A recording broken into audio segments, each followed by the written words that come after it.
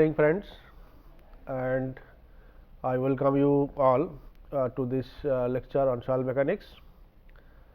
And previously we have completed the compressibility aspect, theoretical aspect, and then we have shown application also. But toward the end, one or two applications are really done. Also there was some calculation mistake.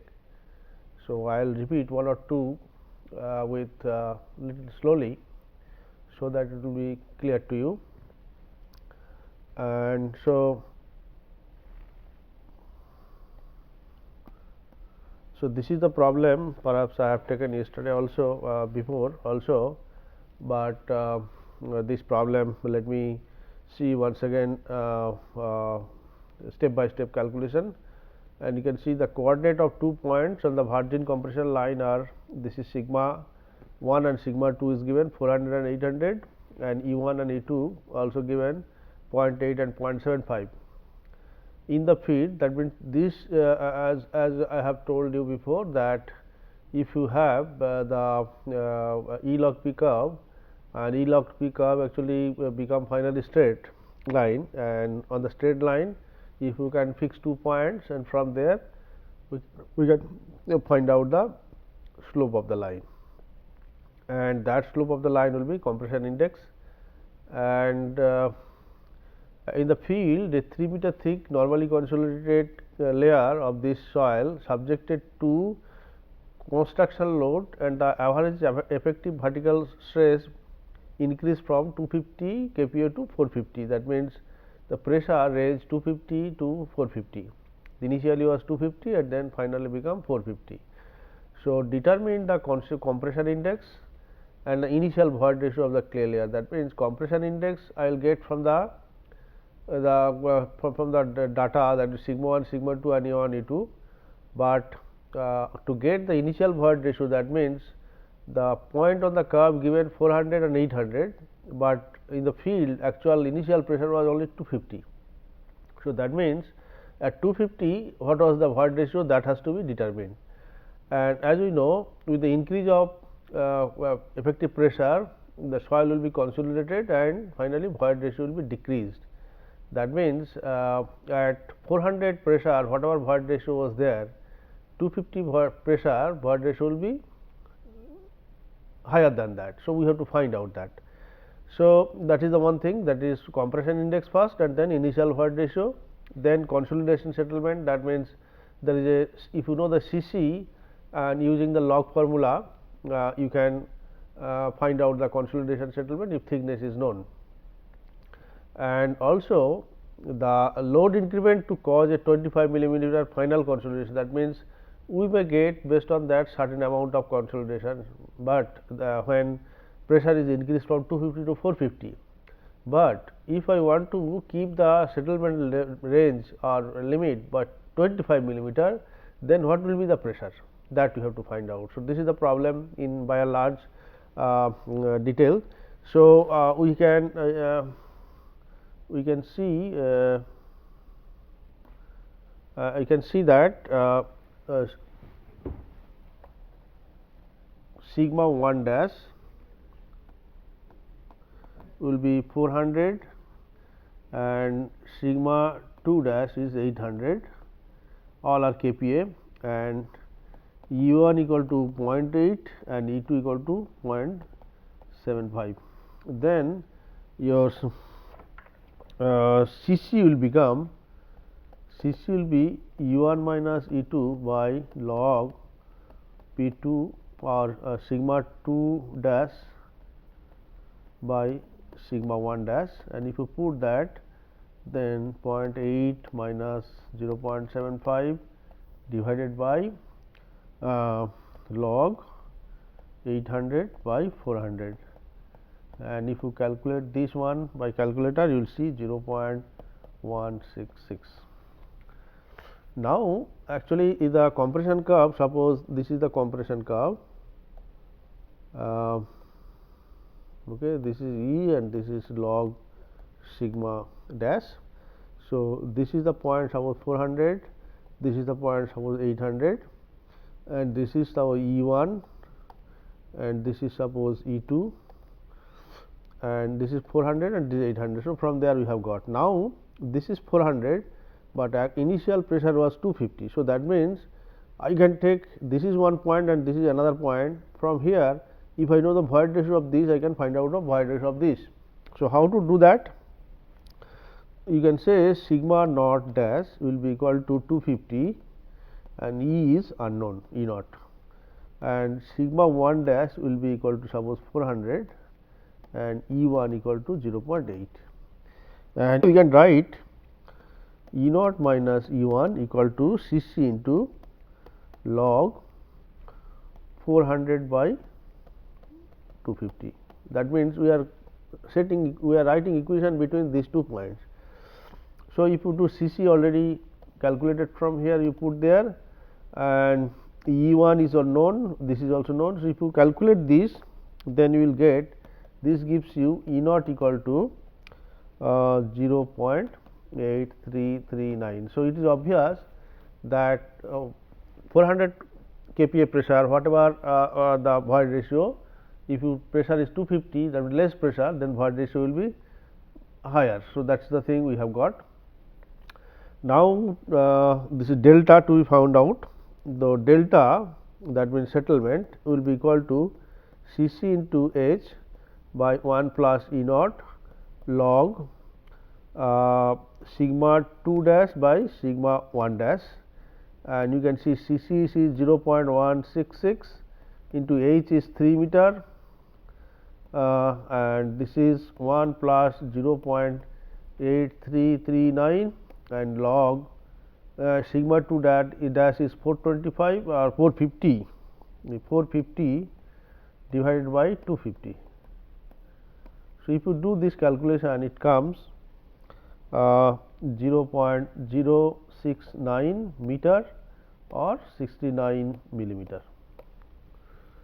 So, this is the step clearly you have to follow. So, first you have got C c based on given information, then at the initial pressure is less than that, then how to find out E, that you have calculated by this setting this equation. The total consolidation settlement is this now. Now, I had to find out that when the limiting settlement is 25 millimeter, and I do not know sigma naught dash maybe 250 and delta sigma suppose not known. Okay. So, then 25 millimeter I can write 0.166 into 3 meter means 3000 millimeter divided by 1 plus 0.8339 log 250 plus delta sigma by 250.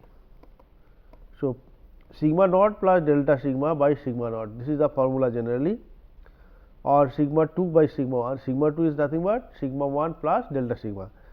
So, you can see this is the formula, and from here you can see that we can get ultimately log, this gives you log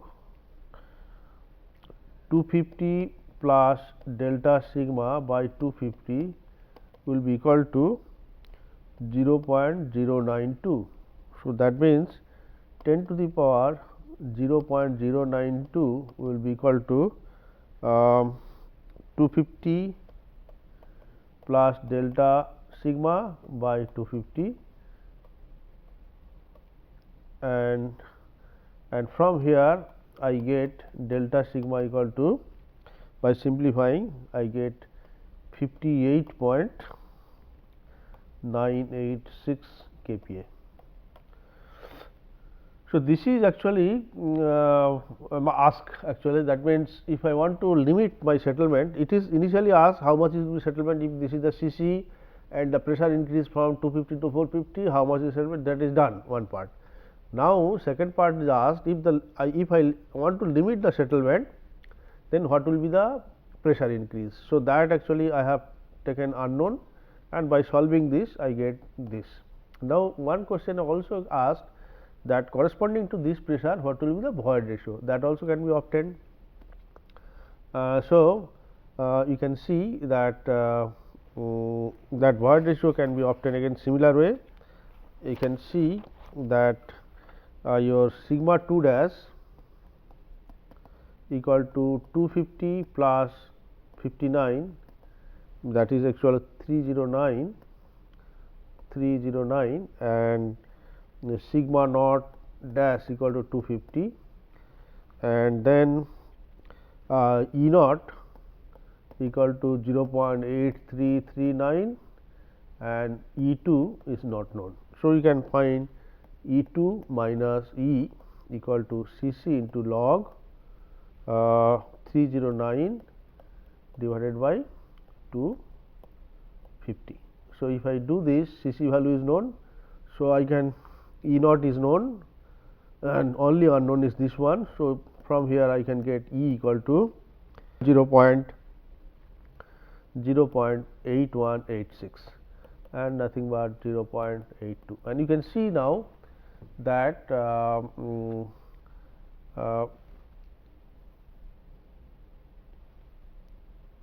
that 450 pressure, this is 309 pressure, actually this is the void ratio, say 839, and from there it is decreasing actually 82. It was initially at 839, and when increase of pressure this much pressure is increased, then void ratio is decreased from this to this. So, this is the complete problem.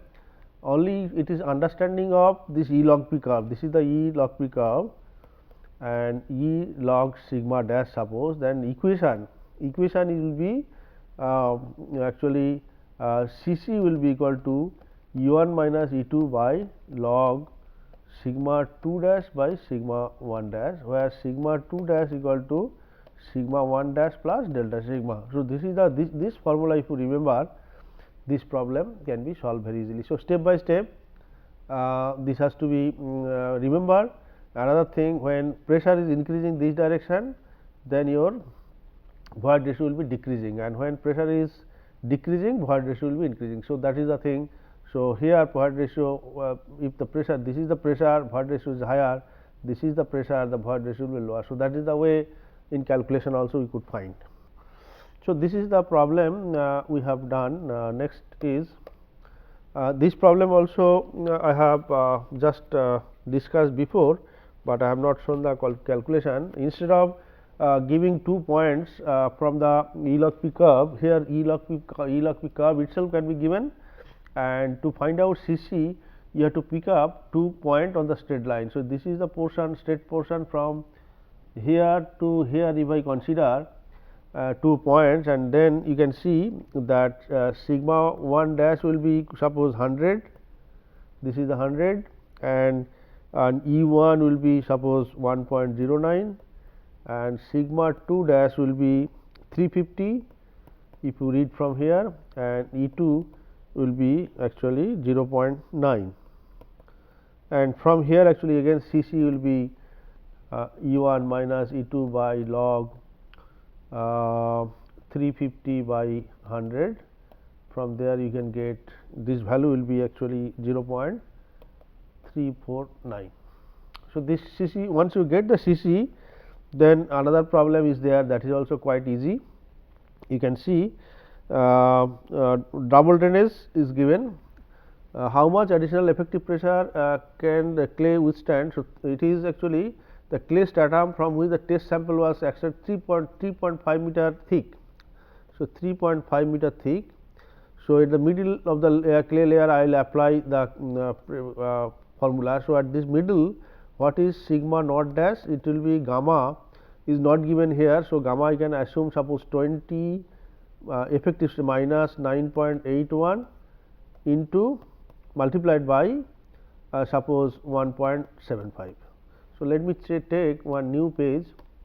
So, it will be if it is a this is the one. So, at the middle of the clay layer it will be sigma naught dash will be, suppose if I take gamma equal to 20 minus 9.81 into multiplied by 1.75. So, whatever value will be there, and delta sigma actually not known, you have to find out. and settlement is total settlement is given 120. So, 120 will be equal to CC into H is 175 not 1750, this will be 3500 divided by 1 plus 1.2 the initial void ratio and log whatever value it comes, that value sigma naught dash plus delta sigma divided by sigma naught dash. If I do this from here, of course, this is known, you can find out, and we can find out delta sigma. So, this is the problem already in the previous problem, this part is there, we have done. So, here this delta sigma can be obtained. Okay, so, this is the second problem.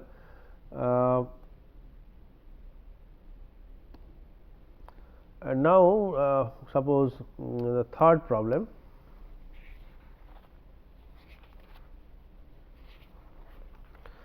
Third problem, you can see a compressible clay layer is expected to have a total settlement of 150 millimeter under a given loading.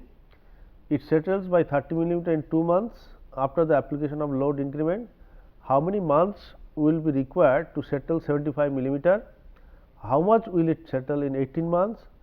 Assume double drainage in the clay layer. Okay. So, this is the problem we have to do. Actually, you can see out of total 150 in 2 months, it has got 30 millimeter. And now, you have to find out for 75 millimeter how much time will be required, and 18 months also how much it will settle. That these are the things we have to find out. So, let me see this one. So, delta actually 150 millimeter and your delta T, that means in whatever may be 2 months 30 millimeter. So, U will be equal to 30 by 150.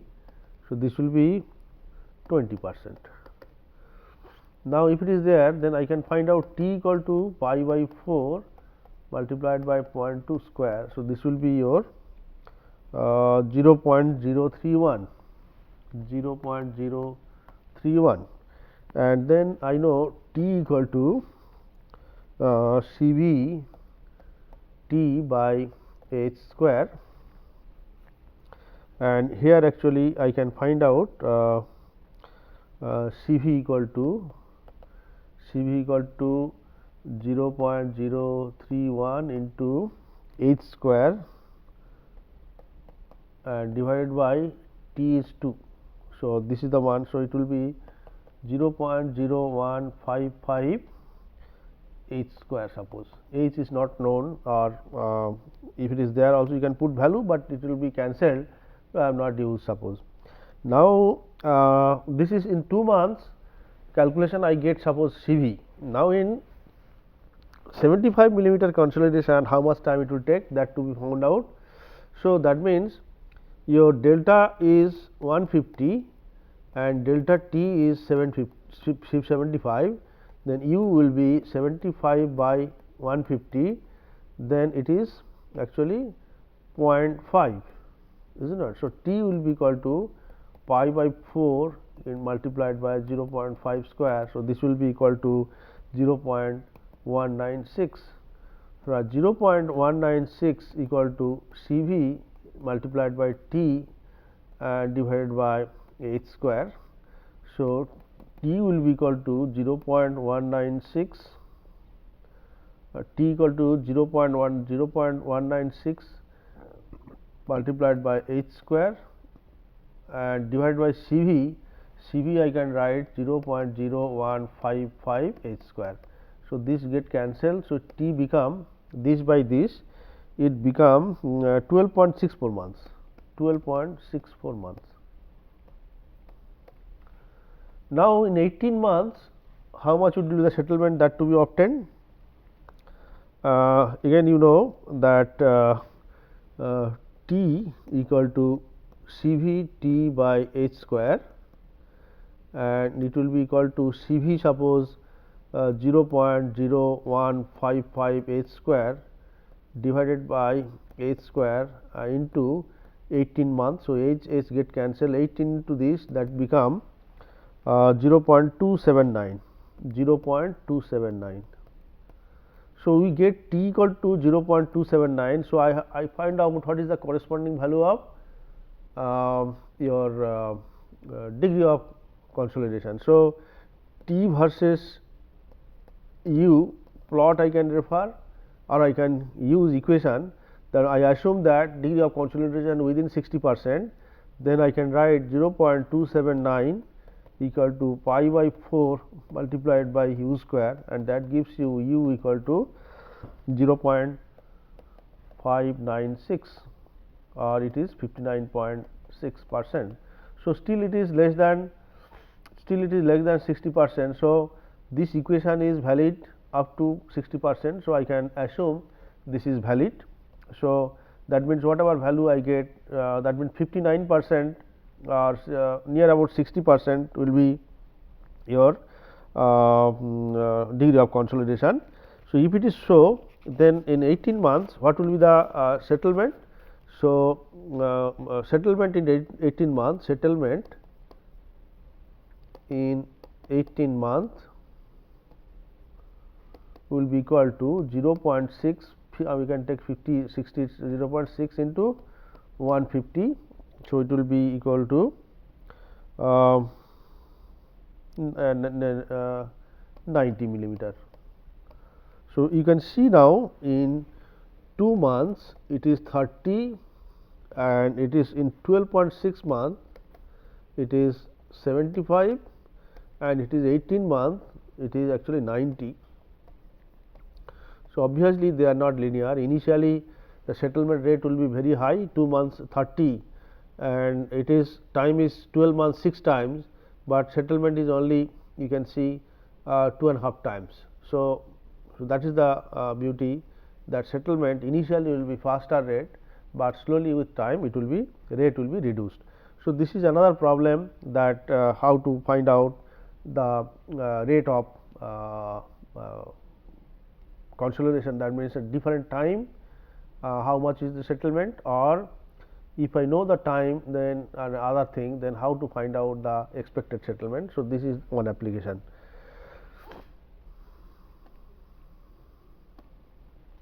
So, now I will take one small aspect which we have not discussed yet. Perhaps I have discussed before loosely, that there are consolidation will have 3 components. One is elastic component, elastic compression, another is consolidation settlement, and another is secondary. And we have devoted quite a bit time on consolidation settlement, and we have shown so much of application. Now, what is secondary application? By secondary consolidation, just one very briefly I will just mention here, that you can see, as was pointed out earlier, additional deformation can occur in case for a considerable period of time after the completion of primary consolidation. So, primary consolidation, in end of primary consolidation you can locate. After that also with time it will compress or settle by at a very slow rate, and this occur at a much slower rate at a very small seepage velocity. That means water movement almost negligible, and presumably under 0 excess pressure. That means consolidation mechanism actually, first of all it develop pore water pressure, excess pore water pressure, and slowly it dissipate the pore water pressure and transfer the load to the soil grain, which cause the soil grain to come closer, and it has consolidation settlement. Whereas here mostly excess pore pressure, 0 excess pore pressure. Okay. The amount of secondary compression can be estimated by maintaining a constant load on a clay long enough past the point of primary consolidation. So, you have to locate the primary consolidation point, and then from there if you apply a load for a long time, then it will undergo some compression, and from there we can some calculation, some researcher suggested that we can see the primary consolidation to establish a relationship between secondary deformation and time. So, that actually we can that means after completion of primary consolidation you keep the load for a long time, and from that loading for the time and loading plot one can find out relationship between the secondary compression and time. So, that one actually you can show in the next slide you can see. So, we have shown dial gauge versus strain versus log time, and we have a curve something like this. So, somewhere maybe the end of primary consolidation, and if you keep the loading here continuously, then you get a curve like this. So, from here this is suppose end of primary consolidation, okay. And now suppose I extend this one, the state portion I extend. So, I will take 2 points from there, and I get epsilon 1 and corresponding this is T1 and T2, suppose T1 and T2, and they are corresponding epsilon 1 and epsilon 2.